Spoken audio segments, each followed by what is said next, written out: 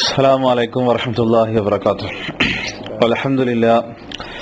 الحمد لله رب العالمين، نحمده ونستعينه ونؤمن به ونتوكل عليه ونعوذ بالله من شرور أنفسنا ومن سيئات أعمالنا. من يهده الله فلا مضل له ومن يضلله فلا هادي له، وأشهد أن لا إله إلا الله وحده لا شريك له، وأشهد أن محمدا عبده ورسوله أرسله بالهدى ودين الحق ليظهره على الدين كله ولو كره المشركون.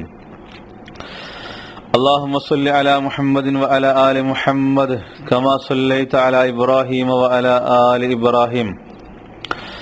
اللهم بارك على محمد وعلى آل محمد كما باركت على إبراهيم وعلى آل إبراهيم إنك حميد مجيد. أما بعد، فإن خير الحديث كتاب الله، وخير الهدي هدي محمد صلى الله عليه وسلم، وشر الأمور محدثاتها، وكل محدثة بدعة، وكل بدعة ضلالة، وكل ضلالة في النار. أعوذ بالله من الشيطان الرجيم. يا أيها الذين آمنوا اتقوا الله حق تقاته ولا تموتن إلا وأنتم مسلمون. إن أريد إلا الإصلاح ما استطعت وما توفيقي إلا بالله عليه توكلت وإليه أنيب. رب اشرح لي صدري ويسر لي أمري واحلل عقدة من لساني يفقهوا قولي. പ്രിയപ്പെട്ട സഹോദരങ്ങളെ, കാരുണ്യവാനും സൃഷ്ടാവുമായ അല്ലാഹു സുബ്ഹാനഹു വ തആലയുടെ നിയമനിർദ്ദേശങ്ങൾ, വിധിവിലക്കുകൾ ജീവിതത്തിലുടനീളം അനുധാവനം ചെയ്യണമെന്ന് ആമുഖമായി ഓർപ്പിക്കുകയാണ്. മുഹറം കർബല നഹ്സ് എന്ന വിഷയത്തിന്റെ രണ്ടാം ഭാഗമാണ് ഇന്ന് നമുക്ക് സംസാരിക്കാനുള്ളത്. ഇൻഷാ അല്ലാഹ്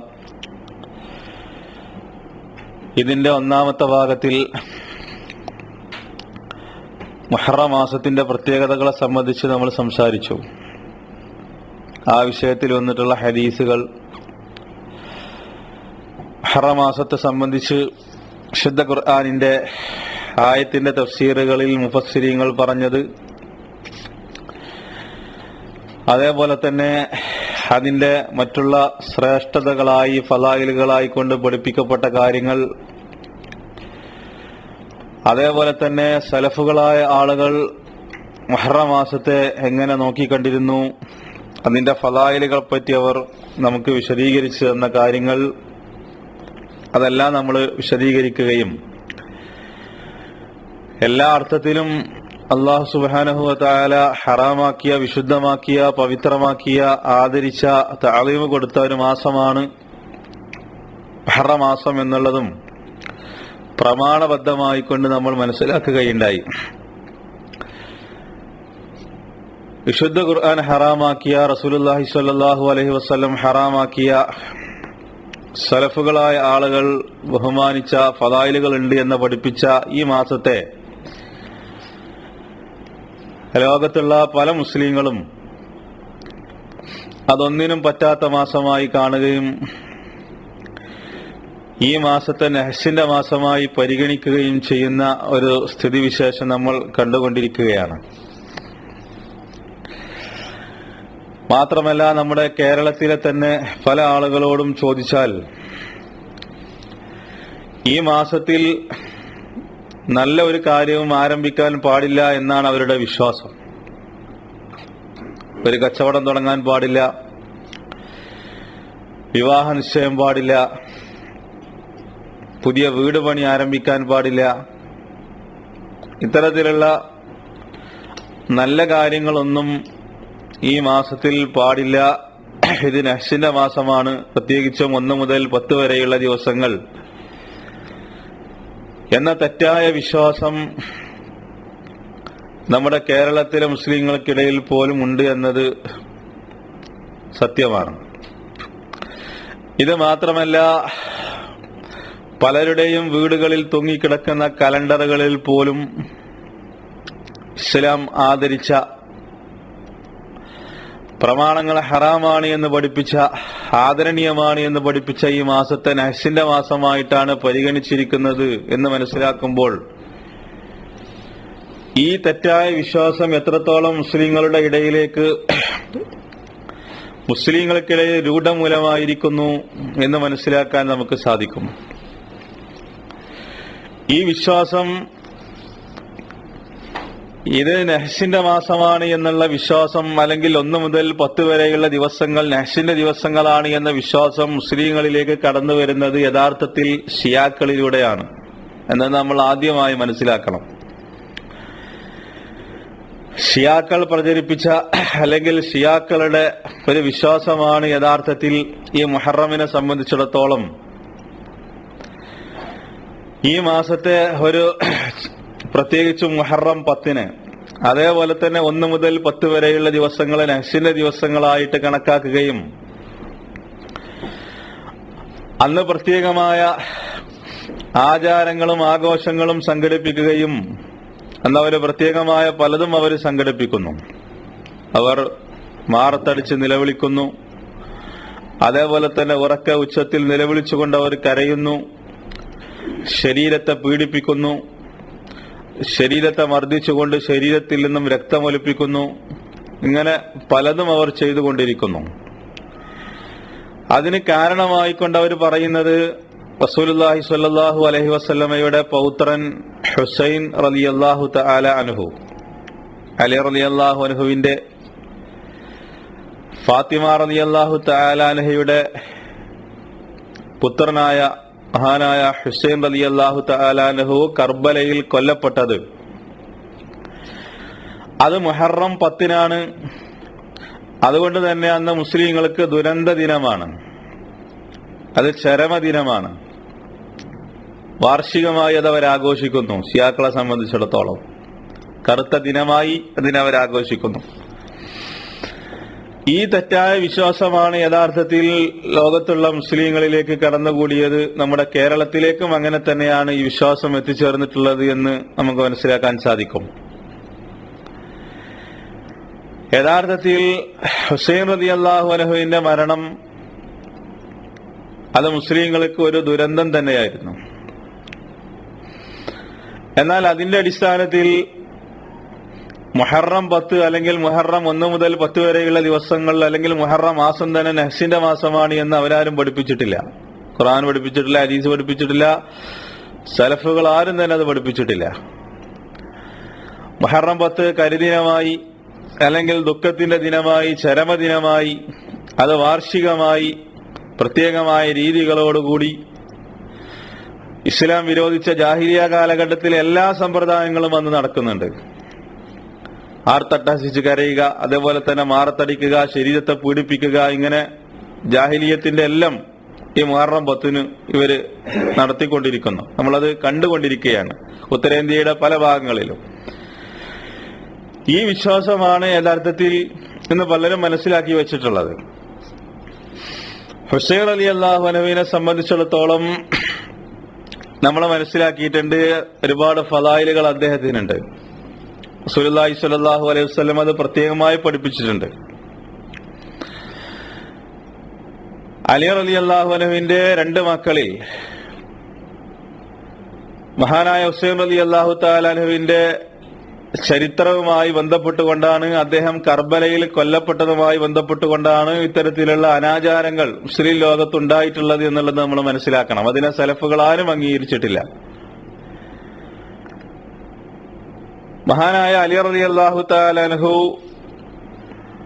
4ാമത്തെ ഖലീഫയായി. അദ്ദേഹം കൊല്ലപ്പെട്ടു. പിന്നീട് അതിനുശേഷം ഖിലാഫത്ത് ഏറ്റെടുക്കുന്നത് അദ്ദേഹത്തിന്റെ പുത്രൻ തന്നെയായ മഹാനായ ഹസൻ റളിയല്ലാഹു അൻഹു ആയിരുന്നു. അത് നമ്മൾ അറിയേണ്ട ഒരു ചരിത്രമാണ്. എന്നാൽ മുആവിയ റളിയല്ലാഹു അൻഹുവുമായി ബന്ധപ്പെട്ട ചില പ്രശ്നങ്ങൾ മുസ്ലിം ലോകത്തുണ്ടായിരുന്നു. അലി റളിയല്ലാഹുവിന്റെ കാലഘട്ടത്തിൽ തന്നെ സിഫീൻ യുദ്ധവുമായി ബന്ധപ്പെട്ട പ്രശ്നങ്ങൾ നമുക്കറിയാം. ഷാമിലെ ഗവർണർ ആയിരുന്ന മുആവിയ റളിയല്ലാഹു അൻഹുവുമായി ബന്ധപ്പെട്ട പ്രശ്നങ്ങൾ, അതാണ് ഒടുക്കം സിഫീൻ യുദ്ധത്തിൽ എത്തിച്ചേർന്നത് എന്നത് നമ്മൾ പഠിച്ചിട്ടുണ്ട്. അലി റളിയല്ലാഹു അൻഹു കൊല്ലപ്പെട്ടതിന് ശേഷം ഹസൻ റളിയല്ലാഹു അൻഹു ഖിലാഫത്ത് ഏറ്റെടുത്തു.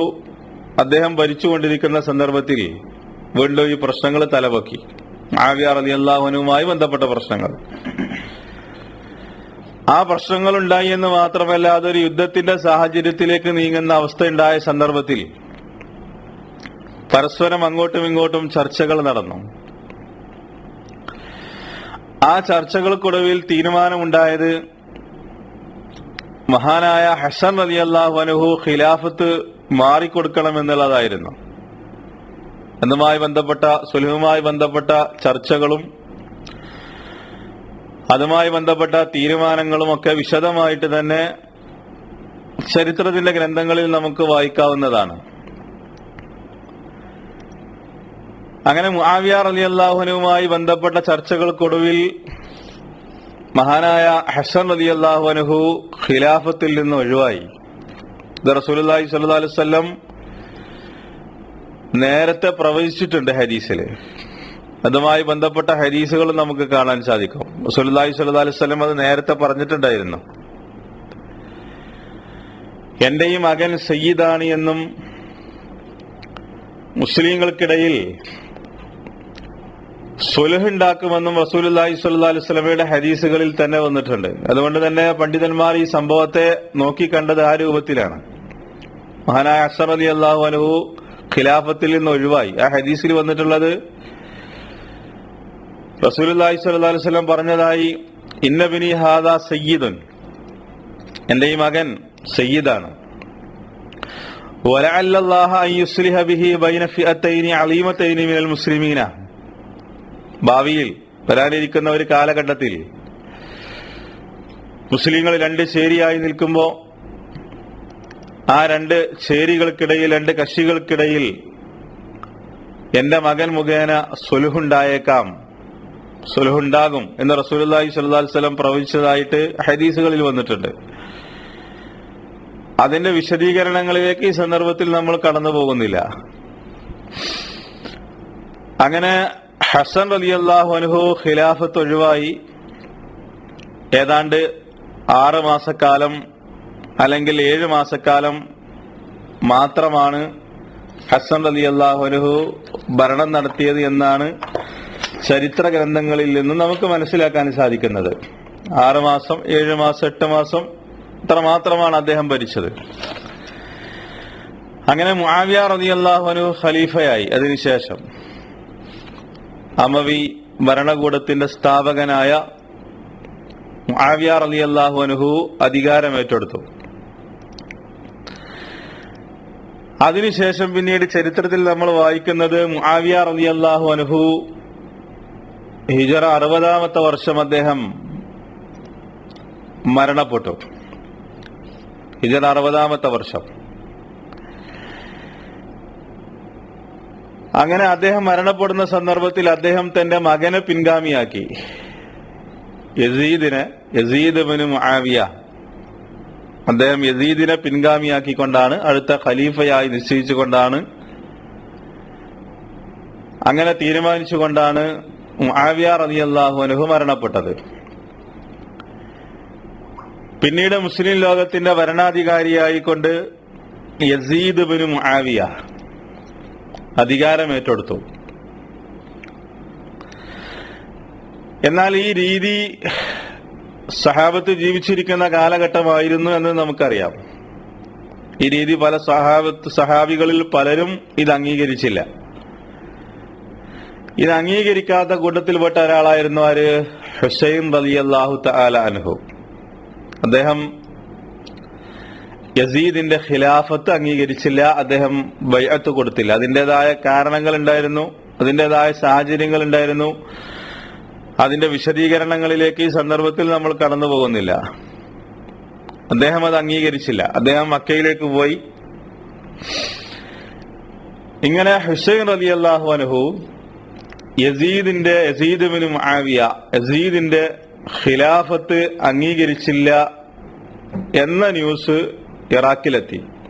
ഇറാഖുകാർ ആ വിവരം അറിഞ്ഞു. അവർ ഹുസൈൻ റളിയല്ലാഹു അൻഹുവിനോട് അങ്ങോട്ട് വരാൻ വേണ്ടി ആവശ്യപ്പെട്ടു. നിങ്ങളാണ് മുസ്ലിം ലോകത്തിന്റെ ഖലീഫയാവേണ്ടത്, അതുകൊണ്ട് നിങ്ങൾ ഇറാഖിലേക്ക് വരണമെന്ന് പറഞ്ഞുകൊണ്ട് അവർ കൂഫയിലേക്ക് ഹുസൈൻ റളിയല്ലാഹു അൻഹുവിനെ ക്ഷണിച്ചു. നിരന്തരമായ കത്തിടപാടുകൾ നടന്നു. അതേപോലെ തന്നെ ദൂതന്മാര് വന്നു. ഏതാണ്ട് 500ഓളം എഴുത്തുകൾ ഹുസൈൻ റളിയല്ലാഹു അൻഹുവിന് ലഭിച്ചു എന്നുള്ളതാണ് ചരിത്രം പറയുന്നത്. കൂഫയിലേക്ക് വരണമെന്ന് ആവശ്യപ്പെട്ടുകൊണ്ട്, ഞങ്ങൾ താങ്കൾക്ക് ബൈഅത്ത് ചെയ്യാം, താങ്കളാണ് മുസ്ലിം ലോകത്തിന് നേതൃത്വം കൊടുക്കേണ്ടത്, ഖലീഫയാവേണ്ടത് എന്ന് ശക്തമായി കൂഫക്കാർ ആവശ്യപ്പെടുകയും ആ രൂപത്തിലുള്ള ചർച്ചകൾ നടക്കുകയും ചെയ്തു. ഹുസൈൻ റളിയല്ലാഹു അൻഹു ഈ കാര്യങ്ങൾ അറിയുന്നതിന് വേണ്ടി നിരന്തരമായ എഴുത്തുകളും അതേപോലെ തന്നെ ദൂതന്മാരും ചർച്ചകളും നടന്ന സന്ദർഭത്തിൽ ഹുസൈൻ റളിയല്ലാഹു അൻഹു എന്തു ചെയ്തു? അദ്ദേഹത്തിന്റെ പിതൃപുത്രനായ അബൂ ത്വാലിബിന്റെ മകൻ അഖീലിന്റെ മകൻ മുസ്ലിമിനെ കൂഫയിലേക്ക് പറഞ്ഞയച്ചു. എന്താണ് കൂഫയിലെ സ്ഥിതിഗതികൾ എന്ന് മനസ്സിലാക്കുന്നതിന് വേണ്ടി, അവർ പറയുന്ന കാര്യങ്ങൾ സത്യമാണോ, അതിൽ യാഥാർത്ഥ്യമുണ്ടോ,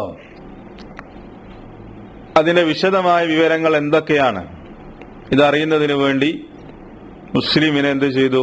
കൂഫയിലേക്ക് പറഞ്ഞയച്ചു. അങ്ങനെ അദ്ദേഹം കൂഫയിൽ എത്തിച്ചേർന്നു. ഹാനി ഇബ്നു ഉർവയുടെ വീട്ടിൽ താവളമടിച്ചു. ജനങ്ങളുമായിട്ട് സംസാരിച്ചു. ജനങ്ങളെല്ലാവരും അദ്ദേഹത്തിന് ബൈഅത്ത് ചെയ്തു. ഹുസൈൻ റളിയല്ലാഹു അൻഹുവിനെ ഖലീഫയാക്കാൻ ഞങ്ങൾ സന്നദ്ധരാണ് എന്നുള്ള തീരുമാനം അറിയിച്ചു. ഹാനി ഇബ്നു ഉർവ എന്നയാളുടെ വീട്ടിൽ വെച്ചിട്ടായിരുന്നു, ഹാനി ഇബ്നു ഉർവ അദ്ദേഹത്തിന്റെ വീട്ടിൽ വെച്ചിട്ടായിരുന്നു ഈ ബൈഅത്തുകളും ചർച്ചകളും നടന്നത്. അങ്ങനെ കൂഫക്കാരെല്ലാവരും ഹുസൈൻ റളിയല്ലാഹു അൻഹുവിന് ബൈഅത്ത് ചെയ്യാൻ ഒരുങ്ങുന്നു. അവർ അദ്ദേഹത്തിന് സപ്പോർട്ട് കൊടുക്കുന്നു. കൂഫയിലേക്ക് വരാൻ വേണ്ടി ആവശ്യപ്പെടുന്നു. മുസ്ലിം കൂഫയിൽ എത്തിച്ചേർന്നിരിക്കുന്നു. ഹുസൈൻ റളിയല്ലാഹു അൻഹുവിന്റെ ദൂതനായിട്ട് അദ്ദേഹം ബൈഅത്ത് വാങ്ങുന്നു. ഈ വിവരങ്ങൾ ഷാമിലുണ്ടായിരുന്ന, അതായത് യസീദ് ഈ വിവരം അറിയുകയും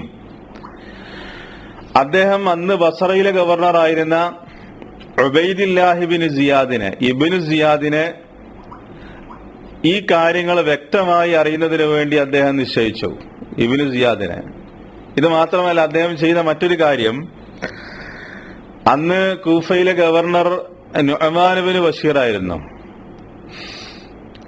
അദ്ദേഹം ഈ വിഷയത്തിൽ ഒരു സ്ട്രോങ് നിലപാടല്ല സ്വീകരിക്കുന്നത് എന്ന് മനസ്സിലാക്കിയ സന്ദർഭത്തിൽ യസീദ് ഇബ്നു മുആവിയ അദ്ദേഹത്തെ സ്ഥാനത്ത് നിന്ന് നീക്കി ബസറയുടെ ഗവർണറായ ഇബ്നു സിയാദിന് എന്ത് ചെയ്തു? കൂഫയുടെ ഗവർണർ സ്ഥാനം കൂടി ഏൽപ്പിച്ചു കൊടുക്കുകയും ഈ വിഷയത്തിൽ സ്ട്രോങ് ആയ ഒരു നിലപാട് സ്വീകരിക്കണമെന്ന് ആവശ്യപ്പെടുകയും ഒരു കാരണവശാലും ഹുസൈൻ റളിയല്ലാഹു അൻഹു കൂഫയിൽ എത്തിച്ചേരരുത്, അത് തടയണമെന്ന്, അതിന്റെ നിലപാടുകൾ സ്വീകരിക്കണമെന്ന് ശക്തമായി ഇബ്നു സിയാദിനോട് ആവശ്യപ്പെടുകയും ചെയ്തു. അങ്ങനെ ഈ ശക്തമായ ഇതിന്റെ നിർദ്ദേശമുണ്ടായ സന്ദർഭത്തിൽ അദ്ദേഹം എന്ത് ചെയ്തു? യസീദിന്റെ ശക്തമായ കൽപ്പന ഉണ്ടായ സന്ദർഭത്തിൽ ഇബ്നു സിയാദ് വളരെ രഹസ്യമായി കാര്യങ്ങൾ മനസ്സിലാക്കുകയും ഹാനി ഇബ്നു ഉർവയുടെ വീട്ടിൽ വെച്ചിട്ടാണ് ബൈഅത്തുകളും ചർച്ചകളും കാര്യങ്ങളും ഒക്കെ നടത്തുന്നത് എന്ന് മനസ്സിലാക്കുകയും അദ്ദേഹത്തെ വിളിച്ച് ഭീഷണിപ്പെടുത്തുകയും ചെയ്തു.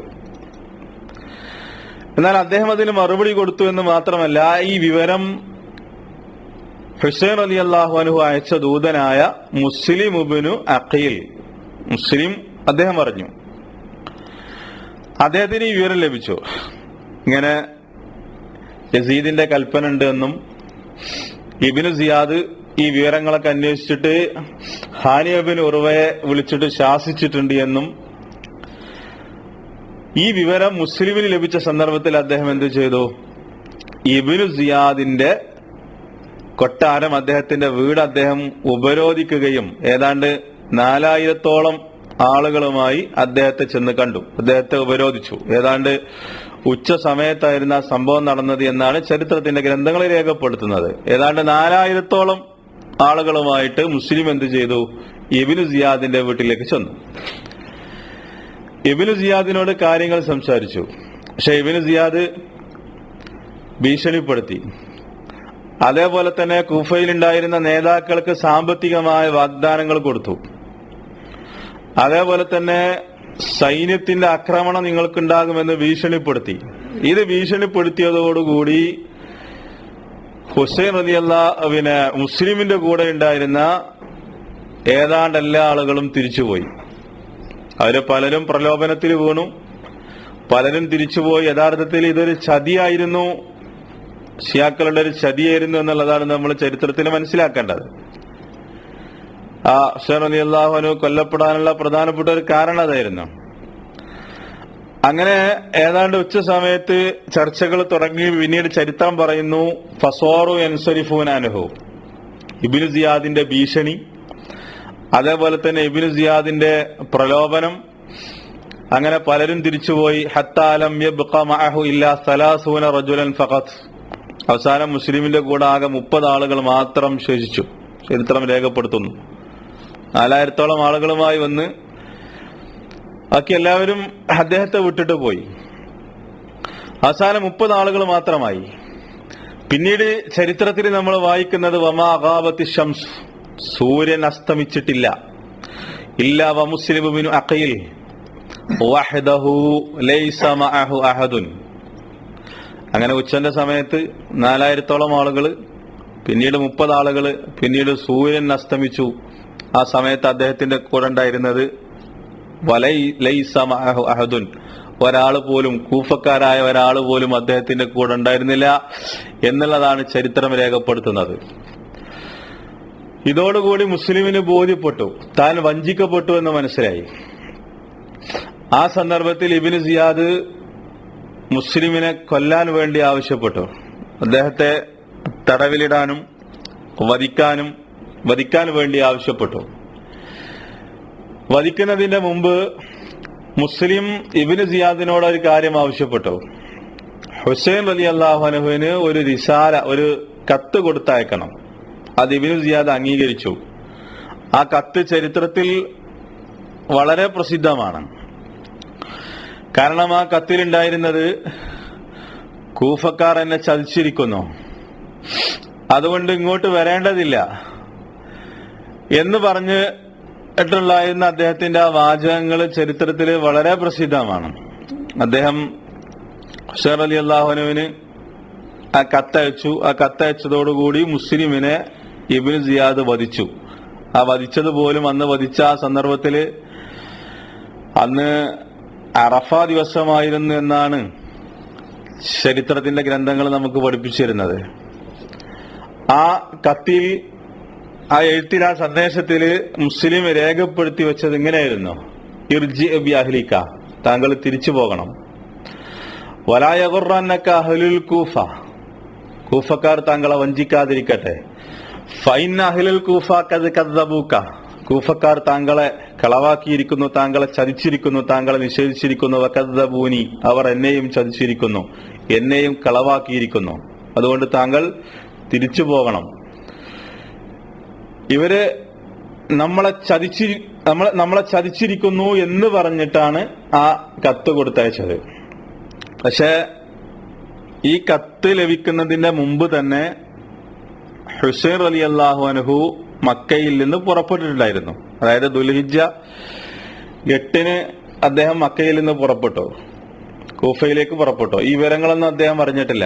മുസ്ലിം കൊല്ലപ്പെട്ടത്, അതേപോലെ തന്നെ അദ്ദേഹം അയച്ച കത്ത്, ഇതൊന്നും അദ്ദേഹത്തിന് ഈ വിവരങ്ങളൊന്നും അദ്ദേഹം അറിഞ്ഞിട്ടില്ല. ദുൽഹിജ്ജ 8-ന് അദ്ദേഹം പുറപ്പെട്ടിട്ടുണ്ടായിരുന്നു.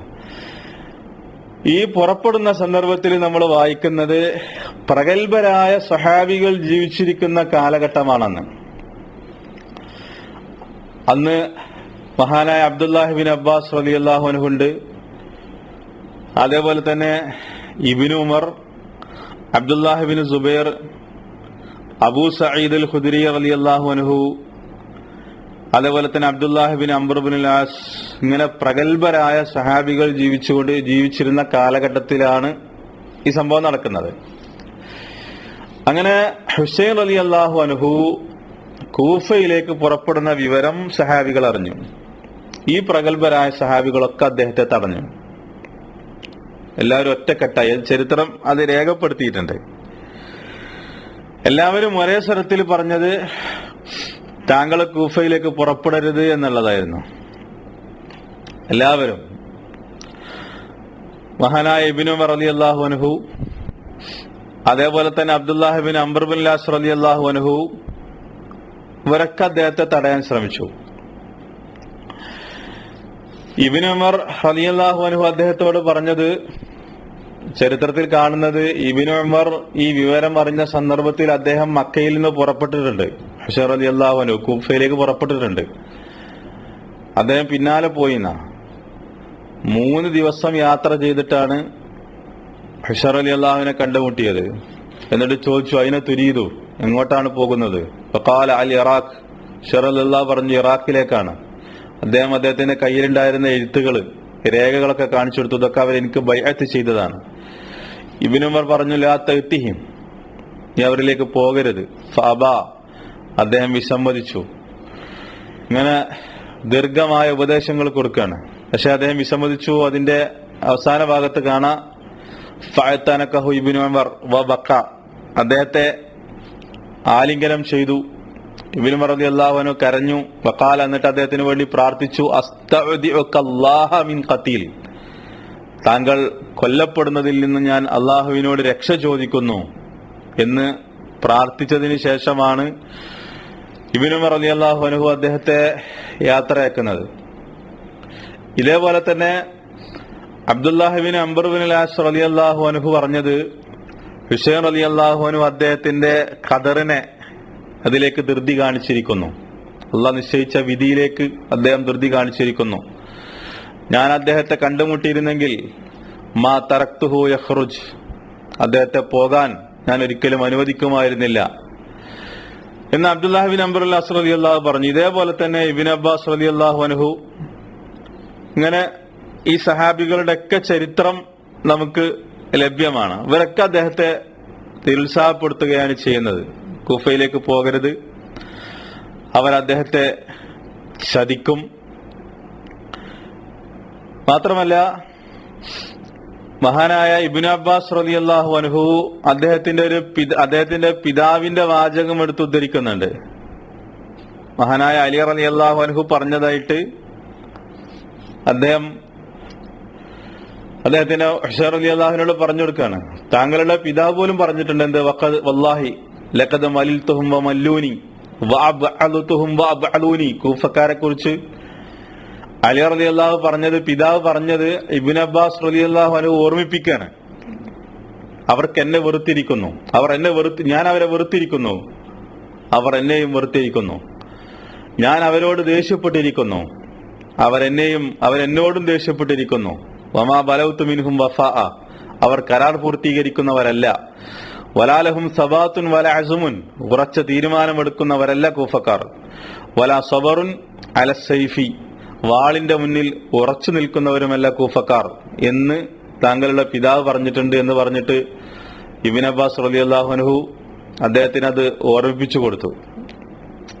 അതേപോലെ തന്നെ അബൂ സഈദ് അൽ ഖുദരി റളിയല്ലാഹു അൻഹു, അദ്ദേഹം ഈ വാചകങ്ങൾ ഉദ്ധരിക്കുന്നത് അബൂ സഈദ് അൽ ഖുദരി റളിയല്ലാഹു അൻഹു ആണ്. ഇത് പറഞ്ഞെടുത്തു, താങ്കളുടെ പിതാവ് ഇങ്ങനെ പറഞ്ഞതായിട്ട് ഞാൻ കേട്ടിട്ടുണ്ട് എന്ന് പറഞ്ഞിട്ട്. ഇത് ദഹബി അദ്ദേഹത്തിന്റെ സീറയിൽ ഇത് രേഖപ്പെടുത്തിയിട്ടുണ്ട്. ഇങ്ങനെ മൊത്തത്തില് സഹാബികൾ എല്ലാവരും അദ്ദേഹത്തെ വിലക്കിയെങ്കിലും അദ്ദേഹം ആ തീരുമാനത്തിൽ ഉറച്ചു നിന്നു. അങ്ങനെ അദ്ദേഹം ഇറാഖിലേക്ക്, കൂഫയിലേക്ക് പുറപ്പെട്ടു. അങ്ങനെ വഴിയിൽ വെച്ചുകൊണ്ട് അദ്ദേഹം കൂഫയിലേക്ക് പുറപ്പെട്ട വിവരം യസീദ് ബിൻ മുആവിയ അറിഞ്ഞു. അദ്ദേഹത്തെ തടയാൻ വേണ്ടി ആവശ്യപ്പെട്ടു. അങ്ങനെ കർബല എന്ന സ്ഥലത്ത് വെച്ച്, കൂഫക്കടുത്തുള്ള തൊട്ടടുത്തുള്ള സ്ഥലമാണ് കർബല. അവിടേക്ക് എത്തുന്നതിന് മുമ്പ് തന്നെ അദ്ദേഹത്തിന് വിവരം ലഭിച്ചു. അദ്ദേഹം നിയോഗിച്ച മുസ്ലിം കൊല്ലപ്പെട്ടിരിക്കുന്നു എന്നുള്ള ന്യൂസ് അദ്ദേഹത്തിന് ലഭിച്ചു. ആ വാർത്ത അദ്ദേഹത്തിന് ലഭിച്ച സന്ദർഭത്തിൽ അദ്ദേഹം തിരിച്ചു പോകാൻ തീരുമാനിച്ചു. പക്ഷെ മുസ്ലിമിന്റെ മക്കൾ ഹുസൈൻ റളിയല്ലാഹുവിന്റെ കൂടെ ഉണ്ടായിരുന്നു. അവരദ്ദേഹത്തോട് പറഞ്ഞു, ലാ തർജി, താങ്കൾ തിരിച്ചു പോകരുത്. ഹത്താ നഅഖുദ ബിസഇരി അബീന, ഞങ്ങളുടെ പിതാവിനെ കൊന്നവനോട് ഞങ്ങൾക്ക് പകരം ചോദിക്കണം. അതിന് പകരം വിട്ടാതെ ഒരിക്കലും തിരിച്ചു പോകരുത് എന്ന് മുസ്ലിമിന്റെ മക്കൾ ആവശ്യപ്പെട്ടു. അങ്ങനെ അദ്ദേഹം കൂഫയിലേക്ക് യാത്ര തുടർന്നു. ഒടുക്കം കർബല എന്ന സ്ഥലത്തെത്തി. കൂഫക്കടുത്തുള്ള ഒരു സ്ഥലമാണ് കർബല. ഈ സ്ഥലത്തെത്തിയ സന്ദർഭത്തിൽ യസീദിന്റെ നിർദ്ദേശപ്രകാരം കൂഫയിലെ ഗവർണറായിരുന്ന ഇബ്നു സിയാദ് ഒരു സൈന്യത്തെ പറഞ്ഞയച്ചു. ഏതാണ്ട് 4000-ഓളം ആളുകൾ ഉൾക്കൊള്ളുന്ന ഒരു സൈന്യം. അതിന്റെ നേതൃത്വം Umar bin Saad bin Abi വഖാസിനായിരുന്നു. സഅദ് ബിൻ അബി വഖാസിന്റെ പുത്രൻ ഉമർ റളിയല്ലാഹുവിന് ആയിരുന്നു. ഉമറിനായിരുന്നു അതിന്റെ നേതൃത്വം. ഏതാണ്ട് 4000-ഓളം ആളുകളാണ് അതിലുണ്ടായിരുന്നത്. ഇതേപോലെ തന്നെ ഹുർറു ബിൻ യസീദിന്റെ നേതൃത്വത്തിലുള്ള 1000-ഓളം വരുന്ന മറ്റൊരു സൈന്യം, ഏതാണ്ട് 5000-ഓളം ആളുകൾ കർബലയിൽ വെച്ചുകൊണ്ട് ഹുസൈൻ റളിയല്ലാഹു അൻഹുവിനെ തടഞ്ഞു. ആ സന്ദർഭത്തിൽ ഹുസൈൻ റളിയല്ലാഹു അൻഹുവിനെ ബോധ്യപ്പെട്ടു, ഒരിക്കലും ഇവരോട് ഏറ്റുമുട്ടി ജയിക്കാൻ സാധ്യമല്ല എന്ന് അദ്ദേഹം മനസ്സിലാക്കുകയും മാത്രമല്ല കൂഫക്കാർ പൂർണ്ണമായും തന്നെ ചതിച്ചിരിക്കുന്നു എന്ന് അദ്ദേഹത്തിന് ബോധ്യപ്പെട്ടു. കാരണം അദ്ദേഹത്തെ സഹായിക്കാൻ അദ്ദേഹത്തിന് എഴുത്തുകൾ അയച്ച, അദ്ദേഹത്തെ ഖലീഫയാക്കാം എന്ന് പറഞ്ഞ, അദ്ദേഹവുമായി കരാർ ചെയ്ത ഒരാൾ പോലും അദ്ദേഹത്തെ പിന്തുണക്കാനോ അദ്ദേഹത്തെ സഹായിക്കാനോ അദ്ദേഹത്തെ രക്ഷപ്പെടുത്താനോ ഉണ്ടായിരുന്നില്ല. യഥാർത്ഥത്തിൽ ഒരു തരം ചതിയായിരുന്നു. അദ്ദേഹത്തിന് പൂർണ്ണമായും ബോധ്യപ്പെട്ടു, ഒരിക്കലും ഈ ഒരു വലിയ സൈന്യത്തോട് ജയിക്കുക എന്നത് തീർത്തും പ്രയാസകരമാണ് എന്ന് അദ്ദേഹത്തിന് ബോധ്യപ്പെട്ടു. ആ സന്ദർഭത്തിൽ അദ്ദേഹം അവരുമായി ചർച്ച ചെയ്തു. ചർച്ച ചെയ്തതിനു ശേഷം അദ്ദേഹം 3 നിർദ്ദേശങ്ങൾ മുന്നോട്ട് വെച്ചു. ഒന്നാമത്തെ നിർദ്ദേശം ഇബ്നു സിയാദിന്റെ നേതൃത്വത്തിൽ പറഞ്ഞയച്ച ഉമർ ബിൻ സഅദിനോട് അദ്ദേഹം 3 നിർദ്ദേശങ്ങൾ വെച്ചു. ഒന്ന്, ഞാൻ തദഅനി അർജി, എന്നെ വിട്ടേക്കണം, ഞാൻ തിരിച്ചു പോയിക്കൊള്ളാം. അതല്ലെങ്കിൽ ഞാൻ മുസ്ലിങ്ങളുടെ സംഘവുമായി ചേർന്നുകൊണ്ട് അള്ളാഹുവിന്റെ മാർഗത്തിൽ കൊല്ലപ്പെടുന്നത് വരെ ഞാൻ യുദ്ധം ചെയ്തോളാം. അല്ലെങ്കിൽ ഞാൻ ഷാമിലേക്ക് പോയി യസീദിനോട് ഞാൻ ബൈഅത്ത് ചെയ്തോളാം. ഇങ്ങനെ 3 നിർദ്ദേശങ്ങൾ അദ്ദേഹം മുന്നോട്ട് വെച്ചു. പക്ഷേ ഇബ്നു സിയാദ് അത് അംഗീകരിച്ചില്ല. അദ്ദേഹം അത് തള്ളിക്കളയുകയും അതിന് വേറെ ചിലരുടെ പ്രേരണകൾ ഉണ്ടായിരുന്നു എന്നുള്ളത് ചരിത്രത്തിന്റെ ഗ്രന്ഥങ്ങളിൽ നമുക്ക് മനസ്സിലാക്കാൻ സാധിക്കും. അദ്ദേഹം അത് അംഗീകരിക്കാൻ സന്നദ്ധനായിരുന്നു എന്നും, പക്ഷേ അദ്ദേഹത്തിന്റെ കൂടെ ഉണ്ടായിരുന്ന വേറെ ചില ആളുകൾ, ഷമ്മർ ബിൻ ഉദി അൽ ജൂഷൻ, ഇതേപോലെ തന്നെ മറ്റു ചില ആളുകൾ, സിനാൻ ബിൻ അനസ് അൻ-നഖി പോലുള്ള ആളുകൾ ഇബ്നു സിയാദിനെ അതിൽ നിന്ന് പിന്തിരിപ്പിക്കുകയും ഇബ്നു സിയാദ് അദ്ദേഹം വിധിച്ചു, എന്താണെങ്കിലും ഹുസൈൻ റളിയല്ലാഹുവിനെ എന്റെ മുന്നിൽ കിട്ടണമെന്ന് അദ്ദേഹം വാശി പിടിക്കുകയും ശടിക്കുകയും ആ തീരുമാനത്തിന് വിട്ടുകിട്ടണം ഹുസൈൻ റളിയല്ലാഹുവിനെ എന്ന് ആ തീരുമാനം അദ്ദേഹത്തിന്റെ ഗവർണറായ, അദ്ദേഹത്തിന്റെ സൈന്യത്തിന്റെ നേതാവായ ഉമർ ബിൻ സഅദിനെ അറിയിക്കുകയും ചെയ്തു. പക്ഷെ ഇബ്നു സിയാദിന് കീഴടങ്ങാൻ ഹുസൈൻ റളിയല്ലാഹു അൻഹു സന്നദ്ധനായിരുന്നില്ല. അങ്ങനെ അതിശക്തമായ പോരാട്ടം നടന്നു.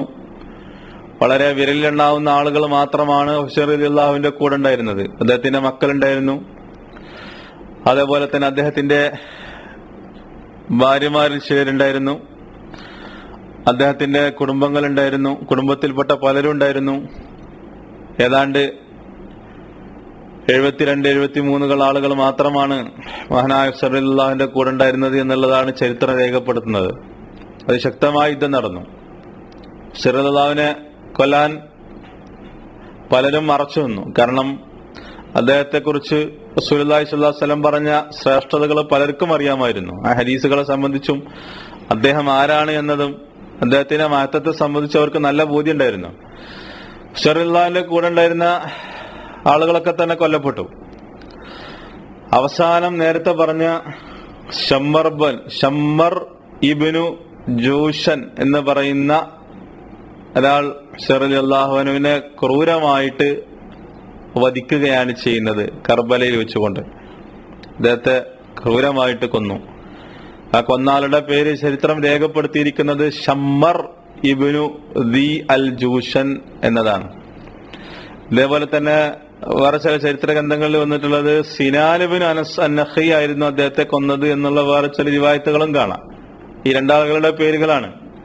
മഹാനായ റസൂലുള്ളാഹി സ്വല്ലല്ലാഹു അലൈഹി വസല്ലമയുടെ പേരക്കുട്ടി അലി റളിയല്ലാഹു അൻഹുവിന്റെ ഫാത്തിമ റളിയല്ലാഹു തആല അൻഹയുടെ മകൻ ഹുസൈൻ റളിയല്ലാഹു അൻഹുവിനെ കൊന്നത് ചരിത്രത്തിൽ പേര് രേഖപ്പെടുത്തി വെച്ചിരിക്കുന്നത് ഈ രണ്ടാളുകളുടെ പേരുകളാണ്. ഈ ദുഷ്ടന്മാരുടെ, ഈ രണ്ട് അക്രമികളുടെ, ഷമ്മർ ഇബ്നു ദി അൽ ജോഷൻ അതേപോലെ തന്നെ സിനാൻ ഇബ്നു അനസ് അന്നഖി, ഈ രണ്ടാളുകളുടെ പേരുകളാണ് നമുക്ക് വായിക്കാൻ സാധിക്കുന്നത്.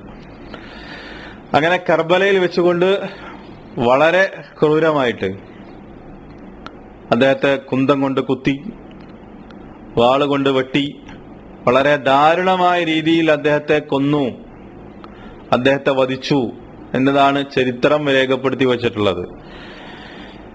പിന്നീട് അദ്ദേഹത്തിന്റെ ശിരസ് പോലും അറുത്തെടുത്ത് അത് ഇബ്നു സിയാദിന്റെ മുന്നിൽ കൊണ്ടുപോയി വെച്ചു എന്നൊക്കെ ചരിത്രം രേഖപ്പെടുത്തിയിട്ടുണ്ട്. അതുമായി ബന്ധപ്പെട്ട വേറെ പല കള്ളക്കഥകളുണ്ട്. അത് ഇബ്നു സിയാദിന്റെ അടുത്തേക്കാണ് കൊണ്ടുപോയത് എന്നുള്ളത്, യസീദ് ബിൻ മുആവിയന്റെ അടുത്തേക്കല്ല. അങ്ങനെ അതുമായി ബന്ധപ്പെട്ട ചരിത്രങ്ങൾ വേറെ പലതുണ്ട്. നമ്മളത് ഈ സന്ദർഭത്തിൽ അത് വിശദീകരിക്കുന്നില്ല. ഇങ്ങനെ വളരെ ക്രൂരമായ രീതിയിൽ, നിഷ്ഠൂരമായ രീതിയിൽ, ചരിത്രത്തിൽ തുല്യതയില്ലാത്ത രൂപത്തിൽ റസൂലുള്ളാഹി സ്വല്ലല്ലാഹു അലൈഹി വസല്ലമയുടെ പറഞ്ഞ ദുനിയാവിലെ റൈഹാനത്തുകളാണ് ഹസനും ഹുസൈനും എന്ന് പറഞ്ഞ, അതേപോലെ തന്നെ സ്വർഗത്തിലെ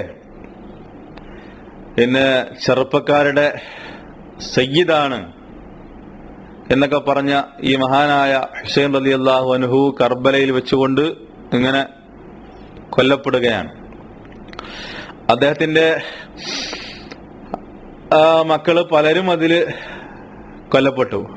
അദ്ദേഹത്തിന്റെ മക്കളായ അലി, അതേപോലെ തന്നെ അബ്ദുള്ള, അതേപോലെ തന്നെ ഹസൻ റളിയല്ലാഹു അൻഹുവിന്റെ മക്കളായ അബൂബക്കർ, അബ്ദുള്ള, അൽ ഖാസിം, അതേപോലെ തന്നെ അഖീലിന്റെ പുത്രന്മാർ ജഅഫർ, അബ്ദുള്ള, അബ്ദുറഹ്മാൻ, അബ്ദുല്ലാഹിബിൻ മുസ്ലിം, അതേപോലെ തന്നെ അബ്ദുല്ലാഹിബിൻ ജഅഫറിന്റെ മക്കളായ ഔന്, മുഹമ്മദ്, ഇതേപോലെ തന്നെ അലി റളിയല്ലാഹുവിന്റെ മക്കളായ അബൂബക്കർ, മുഹമ്മദ്, ഉസ്മാൻ, ജഅഫർ, അൽ അബ്ബാസ്, ഇങ്ങനെ പ്രഗത്ഭരായ അദ്ദേഹത്തിന്റെ കൂടെ ഉണ്ടായിരുന്ന അഹ്ലുൽ ബൈത്തിൽപ്പെട്ട, അതേപോലെ തന്നെ യസീർ റളിയല്ലാഹു അൻഹു അടക്കമുള്ള ഇവരൊക്കെ ക്രൂരമായി അവിടെ വെച്ച് കൊല്ലപ്പെടുകയാണ്.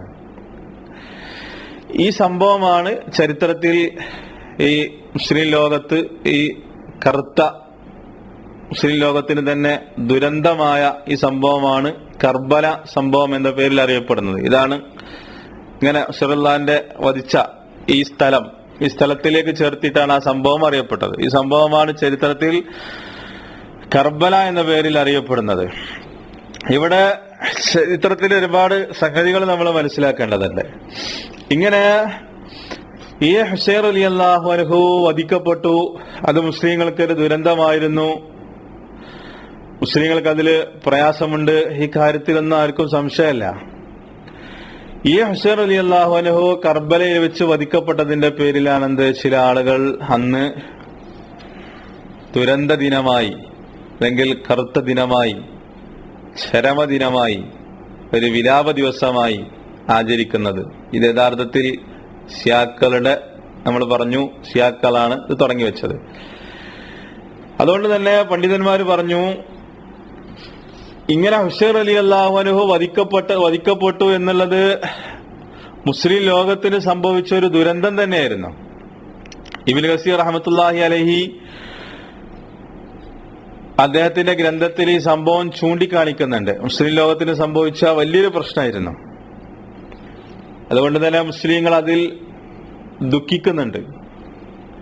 ഇബ്നു കസീർ റഹ്മത്തുള്ളാഹി അലൈഹി അദ്ദേഹം രേഖപ്പെടുത്തുന്നത്, ഫകുല്ലു മുസ്ലിം, ഓരോ മുസ്ലിമും യംബഗി ലഹു അൻ യഹ്സുന ഖാത്തിൽ അൽ ഹുസൈൻ റളിയല്ലാഹു അൻഹു റസൂലുള്ളാഹിന്റെ വധത്തിൽ ഓരോ മുസ്ലിമും ദുഃഖിക്കുന്നവരാണ്. കാരണം ഫൈൻദഹു മിൻ സാദാത്തിൽ മുസ്ലിമീന വ ഉലമാഇ സ്വഹാബ, സഹാബികളുടെ കൂട്ടത്തിലെ പണ്ഡിതന്മാരിൽപ്പെട്ട പണ്ഡിതനും മുസ്ലിങ്ങളുടെ നേതാവുമാണ്. വൈബിന് ബിൻതി റസൂലുള്ളാഹി സ്വല്ലല്ലാഹു അലൈഹി വസല്ലം, റസൂലുള്ളാഹി സ്വല്ലല്ലാഹു അലൈഹി വസല്ലമയുടെ മകളായ ഫാത്തിമ റളിയല്ലാഹു അൻഹയുടെ മകനാണ്. ഹി അഫ്ളലു ബനാതിഹി, ഫാത്തിമ റളിയല്ലാഹു അൻഹയുടെ മക്കളിൽ ഏറ്റവും അഫ്ളൽ അദ്ദേഹമാണ്. ഇങ്ങനെ ഹുസൈൻ റളിയല്ലാഹുവിനെ സംബന്ധിച്ച് ഒരുപാട് പറഞ്ഞിട്ടുണ്ട്. അതുകൊണ്ട് തന്നെ നമ്മൾ ദുഃഖിക്കേണ്ടതുണ്ട്. മുസ്ലിങ്ങൾക്ക് വലിയൊരു ദുരന്തമായിരുന്നു അദ്ദേഹത്തിന്റെ വധം, അദ്ദേഹം വധിക്കപ്പെട്ടത് എന്ന് ഇബ്നു കസീർ റഹ്മത്തുള്ളാഹി അലൈഹി വിശദീകരിക്കുകയാണ്. എന്നിട്ട് അദ്ദേഹം പറയുന്നത്, പക്ഷെ അതിന്റെ പേരിൽ ഇസ്ലാമിലില്ലാത്ത അതൊരു ദുരന്ത ദിനമായി, ഒരു വിലാപ ദിവസമായി, അല്ലെങ്കിൽ ഒരു ചരമ ദിവസമായി ആഘോഷിക്കുക, അതിന്റെ പേരിൽ ആഘോഷിക്കുക എന്നുള്ളത് ഇസ്ലാമിൽ ആരും പഠിപ്പിച്ചിട്ടില്ല. എന്നിട്ട് ഇബ്നു കസീർ റഹ്മത്തുള്ളാഹി അലൈഹി രേഖപ്പെടുത്തുന്നു, അദ്ദേഹത്തിന്റെ പിതാവ് അലി റളിയല്ലാഹു അൻഹു അദ്ദേഹത്തെക്കാൾ ശ്രേഷ്ഠനാണ്. അദ്ദേഹം ഇതേ രൂപത്തിൽ തന്നെ കൊല്ലപ്പെട്ടു. പക്ഷെ അതിന്റെ പേരിൽ മുസ്ലിങ്ങൾ അന്ന് പ്രത്യേകമായിട്ട് ഒരു വിലാപ ദിവസമായി, ഒരു ദുരന്ത ദിവസമായി, ഒരു കറുത്ത ദിനമായി മുസ്ലിം ലോകം ആഘോഷിച്ചിട്ടുണ്ടോ? ആഘോഷിച്ചിട്ടില്ലല്ലോ. അതേപോലെ തന്നെ അദ്ദേഹത്തിന്റെ മുമ്പുള്ള ഖലീഫ ഉസ്മാൻ റളിയല്ലാഹു അൻഹു ഇതേപോലെ തന്നെ ക്രൂരമായി കൊല്ലപ്പെട്ട ആളാണ്, മഹാനായ ഉസ്മാൻ റളിയല്ലാഹു അൻഹു. പക്ഷെ ഉസ്മാൻ റളിയല്ലാഹു കൊല്ലപ്പെട്ടതിന്റെ പേരിൽ അത് നഹ്സിന്റെ ദിവസമാണെന്നോ, അല്ലെങ്കിൽ ആ കൊല്ലപ്പെട്ടത് അദ്ദേഹം ദുൽഹിജ്ജയിൽ അയ്യാമത്തെ ശരീക്കിന്റെ ദിവസങ്ങളിലാണല്ലോ അദ്ദേഹം കൊല്ലപ്പെടുന്നത്, ഉസ്മാൻ റളിയല്ലാഹു അൻഹു. ഉമർ റളിയല്ലാഹു കൊല്ലപ്പെടുന്നത് വിശുദ്ധ റമദാനിനാണ്. അതുകൊണ്ട് റമദാൻ നഹ്സിന്റെ മാസമാണ് എന്നോ, അന്നൊരു നല്ല കാര്യവും ചെയ്യാൻ പാടില്ല എന്നോ, ഉസ്മാൻ റളിയല്ലാഹു കൊല്ലപ്പെട്ട ദുൽഹിജ്ജയുടെ ദിവസങ്ങള് നഹ്സിന്റെ ദിവസങ്ങളാണ് എന്നോ എന്ന് മുസ്ലിം ലോകത്ത് ഒരാൾ പോലും അത് പറഞ്ഞിട്ടില്ല. ഇതേപോലെ തന്നെ ഈ രണ്ടുപേരെക്കാൾ ശ്രേഷ്ഠനായ മഹാനായ ഉമർ റളിയല്ലാഹു അൻഹു ഇതേപോലെ തന്നെ നമസ്കരിക്കുമ്പോ കുത്തേറ്റ് വധിക്കപ്പെട്ട ആളാണ്.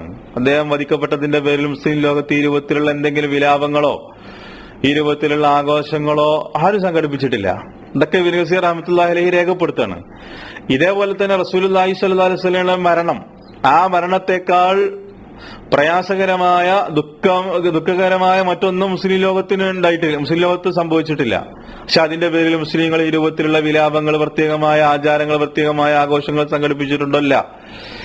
ഇതേപോലെ തന്നെ ഹംസ റളിയല്ലാഹു അൻഹു വളരെ ക്രൂരമായിട്ടാണ് ഉഹദ് യുദ്ധത്തിൽ അദ്ദേഹം കൊല്ലപ്പെട്ടത്. ഹംസ റളിയല്ലാഹു അൻഹു റസൂലുള്ളാഹി സ്വല്ലല്ലാഹു അലൈഹി വസല്ലം വളരെയധികം സ്നേഹിച്ചിരുന്ന ധീരനായ ആളായിരുന്നു ഹംസ റളിയല്ലാഹു അൻഹു.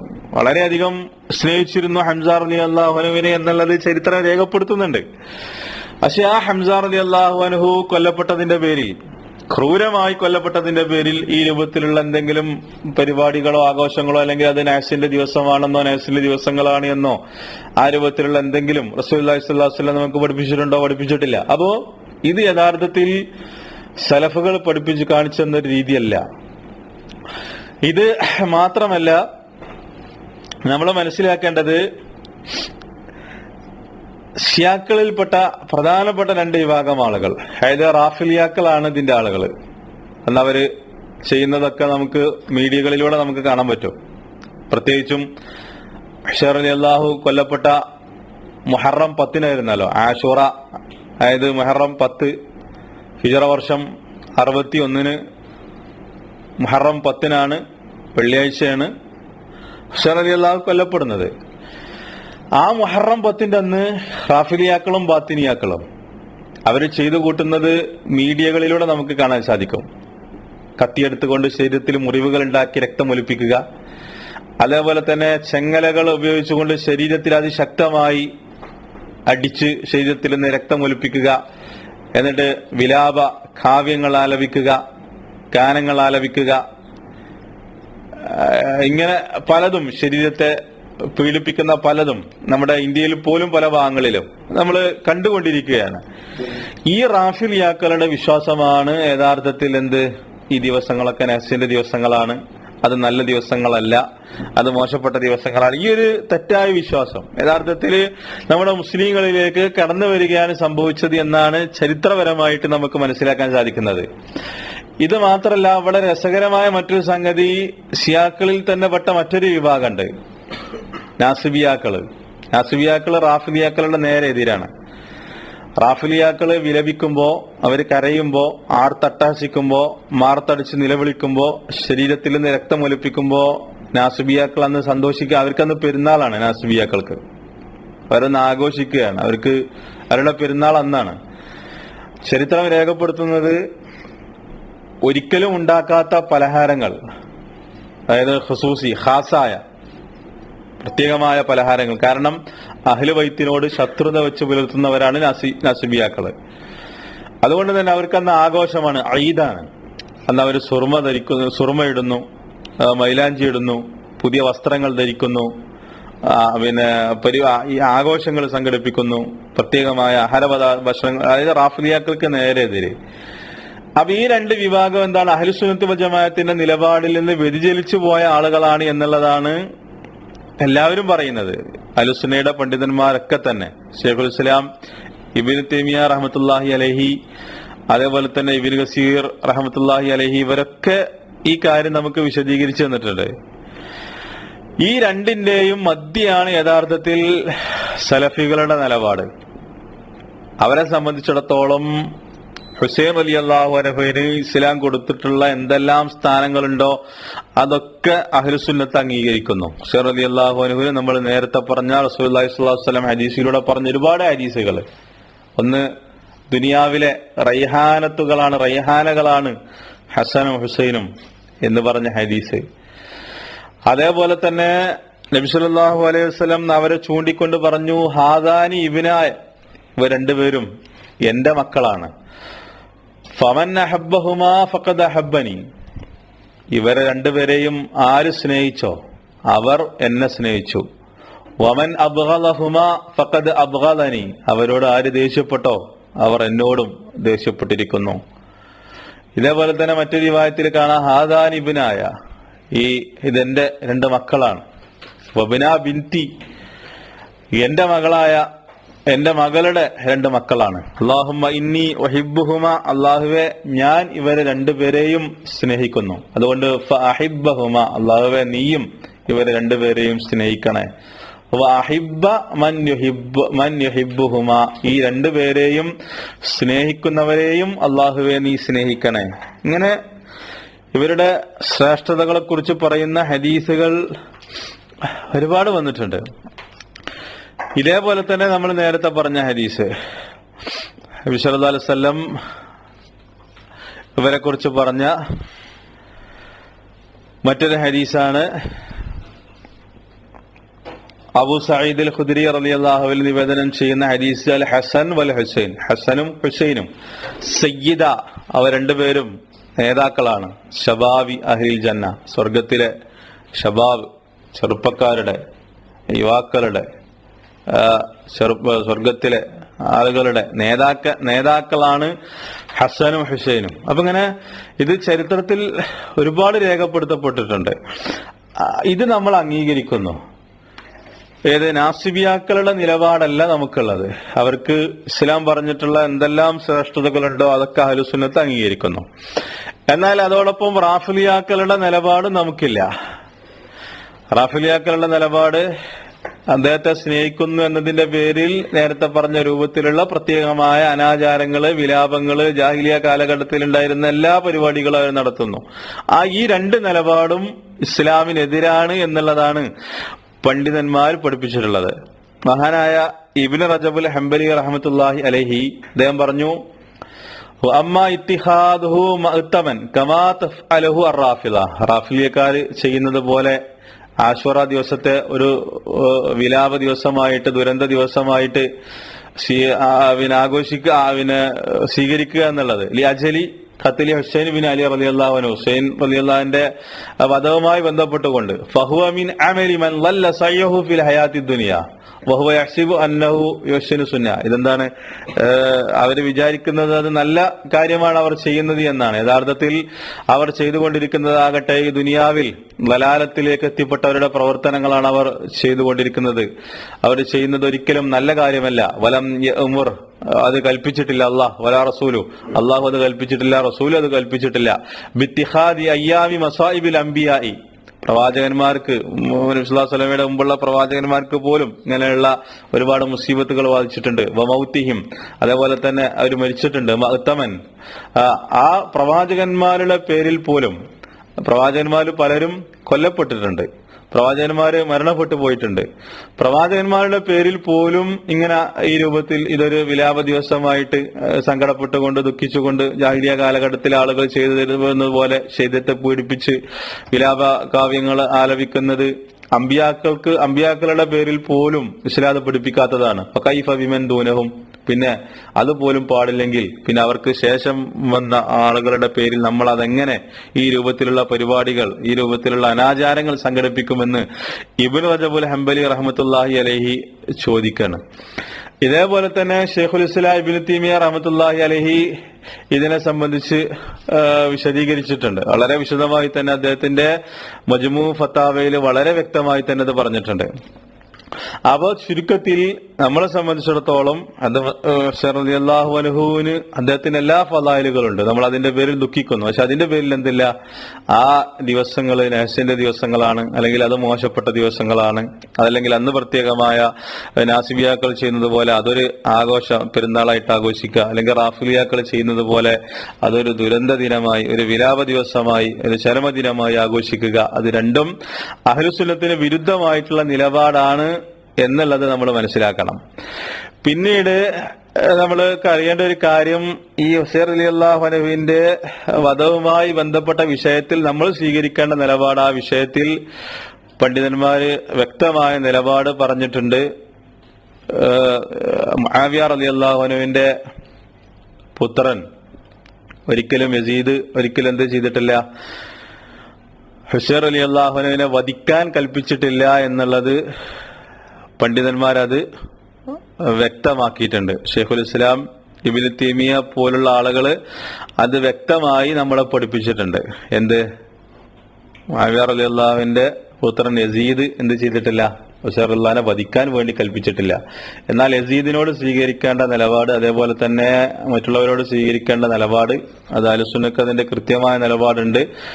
അത് വേറെ സംഗതിയായിട്ട് വിശദമായിട്ട് നമ്മൾ മനസ്സിലാക്കണം. ഷെയ്ഖുൽ ഇസ്ലാം ഇബ്നു തൈമിയ അത് സംബന്ധമായിട്ട് പറഞ്ഞത് അന്ന യസീദ് ബിൻ മുആവിയ ലം യഅ്മുർ, യസീദ് ബിൻ മുആവിയ കൽപ്പിച്ചിട്ടില്ല ബിഖത്ലിൽ ഹുസൈൻ, ഹുസൈൻ റളിയല്ലാഹുവിനെ കൊല്ലണമെന്ന് കൽപ്പിച്ചിട്ടില്ല. ബിത്തിഫാഖി അഹ്ലി നഖ്ലി, അതില് ഇത്തിഫാഖ് ഉണ്ട്, ചരിത്ര ഉദ്ധരിച്ച അത് റിപ്പോർട്ട് ചെയ്ത ആളുകൾക്കിടയിൽ. വലാകിൻ കതബ ഇലാ ഇബ്നു സിയാദ്, പക്ഷെ അദ്ദേഹം ഇബ്നു സിയാദിന് എഴുത്ത് അയച്ചത് എന്തിനായിരുന്നു, അൻ യംനഅഹു അൻ വിലായത്തിൽ ഇറാഖി, ഇറാഖിന്റെ അധികാരം ഏറ്റെടുക്കുന്നതിൽ നിന്ന് ഹുസൈൻ റളിയല്ലാഹു അൻഹുവിനെ തടയണം എന്ന് പറഞ്ഞ എഴുത്തയക്കുക മാത്രമാണ് ഇബ്നു സിയാദിന്, ഗവർണറായിരുന്ന ഇബ്നു സിയാദിന് എഴുത്തയക്കുക മാത്രമാണ് ആര് ചെയ്തത്, പിന്നെ ഇബ്നു സിയാദ് ചെയ്തത് എന്നുള്ള രൂപത്തിലുള്ള വിശദീകരണങ്ങൾ ഇബ്നു തൈമിയ നൽകിയിട്ടുണ്ട്. അതുമായി ബന്ധപ്പെട്ട കൂടുതൽ വിഷയങ്ങൾ വേറെ നമ്മൾ മനസ്സിലാക്കേണ്ടതാണ്. എന്താണെങ്കിലും ഇതാണ് യഥാർത്ഥത്തിൽ കർബല. അതിന്റെ പേരിൽ ഇന്ന് കാട്ടിക്കൂട്ടുന്ന ആചാരങ്ങൾ, അനാചാരങ്ങൾ, അത് പിന്നെ മുസ്ലിം ലോകത്ത് അഹ്ലുസുന്നത്ത് വൽ ജമാഅത്ത് പഠിപ്പിച്ചതല്ല. മാത്രമല്ല ഇസ്ലാമിന്റെ മൊത്തത്തിലുള്ള തത്വം തന്നെ എന്താണ്, നമുക്ക് ഖളാ ഖദറിൽ വിശ്വാസമുണ്ട്. എല്ലാം നടക്കുന്നത് അള്ളാഹിന്റെ തീരുമാനം അനുസരിച്ചാണ്. അത് പ്രത്യേകമായൊരു ഇത് അതിനില്ല. അതുകൊണ്ട് തന്നെ നബി സല്ലല്ലാഹു അലൈഹി വസല്ലം പ്രത്യേകമായിട്ട് ആ സംഗതി പഠിപ്പിച്ചു. നിങ്ങൾ ഒരിക്കലും എന്ത് ചെയ്യരുത്, നിങ്ങൾ കാലത്തെ ചീത്ത പറയരുത്. ലാ തസുബ്ബു അദ്ദഹറ, നിങ്ങൾ കാലത്തെ ചീത്ത പറയരുത്. കാരണം കാലം അള്ളാഹുവാണ്, അള്ളാഹുവാണ് കാലത്തെ മാറ്റിമറിച്ചു കൊണ്ടിരിക്കുന്നത്. അങ്ങനെയുള്ള ഒരുപാട് ഹദീസുകൾ ആ വിഷയത്തിൽ നബി സല്ലല്ലാഹു അലൈഹി വസല്ലം നമുക്ക് പഠിപ്പിച്ചു തന്നിട്ടുണ്ട്. ലാ തസുബ്ബു അദ്ദഹർ, നിങ്ങൾ കാലത്തെ ചീത്ത വിളിക്കരുത്. ഇന്നി അനദ്ദഹർ, അള്ളാഹ് പറയണം ഞാനാണ് കാലം. ഞാനാണ് കാലം എന്ന് പറഞ്ഞാൽ കാലം എന്നുള്ളത് അള്ളാഹിന്റെ ഒരു ഇസ്മാണ് നല്ല അതിന്റെ അർത്ഥം. മറിച്ച് കാലത്തെ നിയന്ത്രിച്ചു കൊണ്ടിരിക്കുന്നതൊക്കെ അള്ളാഹുവാണ്. അപ്പൊ അതിനെ ചീത്ത പറയുന്ന ഒരാൾ യഥാർത്ഥത്തിൽ ചീത്ത വിളിക്കുന്നത് അള്ളാഹുവിനെയാണ്. അതുകൊണ്ട് നബി സല്ലല്ലാഹു അലൈഹി വസല്ലം അത് കൃത്യമായി പഠിപ്പിച്ചിട്ടുണ്ട്. കാലത്തെ നിങ്ങൾ ചീത്ത പറയരുത്. കൃത്യമായി തന്നെ ഹദീസുകളിൽ നബി സല്ലല്ലാഹു അലൈഹി വസല്ലം പഠിപ്പിച്ചിട്ടുണ്ട്. അപ്പോ പിന്നെ ഈ രൂപത്തിലുള്ളതൊക്കെ തെറ്റായ അന്ധവിശ്വാസങ്ങളാണ്, അനാചാരങ്ങളാണ്. മുഹറം എന്നത് അത് ഇസ്ലാം ഹറാമാക്കിയ അതിന്റെ ശ്രേഷ്ഠതകൾ ഒരുപാടുണ്ട് എന്നുള്ളത് കഴിഞ്ഞ ക്ലാസ്സിൽ അത് മാത്രമാണ് നമ്മൾ വിശദീകരിച്ചത്. അപ്പൊ ആ ശ്രേഷ്ഠതകൾ അതിനുണ്ട്. അതാണ് അഹ്ലുസുന്നയുടെ ആദർശം. മറിച്ച് ഇത് നഹ്സിന്റെ ദിവസങ്ങളാണ്, അല്ലെങ്കിൽ ഇത് മോശപ്പെട്ട ദിവസങ്ങളാണ്, ഇത് നല്ല കാര്യങ്ങളൊന്നും ഈ ദിവസങ്ങളിൽ ചെയ്യാൻ പാടില്ല എന്നുള്ളത് ശിയാക്കൾ കൊണ്ടുവന്ന വിശ്വാസമാണ്. അഹ്ലുസുന്നക്ക് അതുമായിട്ട് യാതൊരുവിധ ബന്ധവുമില്ല എന്നുള്ളതാണ് ഈ വിഷയത്തെ സംബന്ധിച്ച് ചുരുക്കത്തിൽ നമ്മൾ മനസ്സിലാക്കേണ്ടത്. വിഷയങ്ങൾ പഠിക്കുക, മനസ്സിലാക്കുക. അള്ളാഹു അതിനുള്ള തൗഫീഖ് നമുക്ക് പ്രദാനം ചെയ്യുമാറാവട്ടെ. അഹ്ലുസുന്നത്ത് വൽ ജമാഅത്തിന്റെ ആശയാദർശങ്ങൾ ഉൾക്കൊണ്ടുകൊണ്ട് മുഹ്ദിങ്ങളായി ജീവിച്ചു മരിച്ചു പോകാനുള്ള തൗഫീഖ് അല്ലാഹു നമുക്ക് പ്രദാനം ചെയ്യുമാറാവട്ടെ. ربنا آتنا في الدنيا حسنة وفي الآخرة حسنة وقنا عذاب النار. ربنا تقبل منا دعاءنا إنك أنت السميع العليم وتب علينا إنك أنت التواب الرحيم. وآخر دعوانا أن الحمد لله رب العالمين. سبحانك اللهم وبحمدك أشهد أن لا إله إلا أنت أستغفرك.